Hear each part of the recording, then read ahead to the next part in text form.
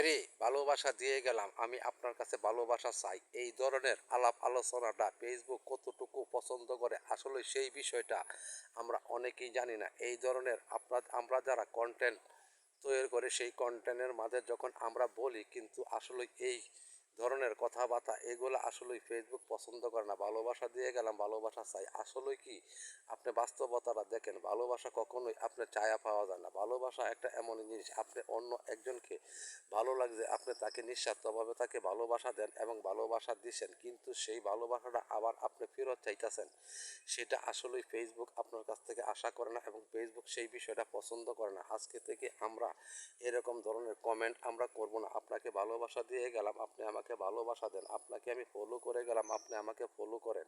কেন ভাই? আপনার কন্টেন্ট দেখে অন্যরা এমনিতেই আপনাকে ভালোবাসা দিবে এবং অন্যরা আপনার কন্টেন্ট দেখে অবশ্যই আপনাকে ফলো করবে, কিন্তু আমি যদি জোর করে তার কাছ থেকে ভালোবাসা আদায় করার চেষ্টা করি তখন এই ফেসবুক তখন আমাকে সুনজরে দেখবে এবং সুনজরে তারা দেখবে না। কিন্তু এই ধরনের কাজ নিষিদ্ধ এবং এই ধরনের কাজ ফেসবুকের গাইডলাইনের বাহিরে কাজ যদি আমি করি তাহলে এখানে বেশিক্ষণ টিকে থাকতে পারবো না এবং বেশিক্ষণ কাজ করতে পারবো না। তাহলে আজকে থেকে আমরা এগুলা এগুলো আর আমরা করব না। এগুলো আজকে থেকে আমরা না করে কি করব, আমরা সুন্দরভাবে একজনকে নিঃস্বার্থভাবে ভালোবাসা দেব এবং গঠনমূলক কমেন্ট করব। এই যখন তার সাথে একটা এঙ্গেজ তৈরি করব, যখন আমার ভিডিও তার সামনে যাইবে, একদিন না একদিন সে অবশ্যই আমাকে ভালোবাসা দিবে, কারণ সে যখন দেখবে প্রতিনিয়ত তাকে আমি নিঃস্বার্থভাবে ভালোবাসা দিয়ে আসতেছি, তখন সে ভালোবাসা আমাকে না দিয়ে থাকতে পারবে না।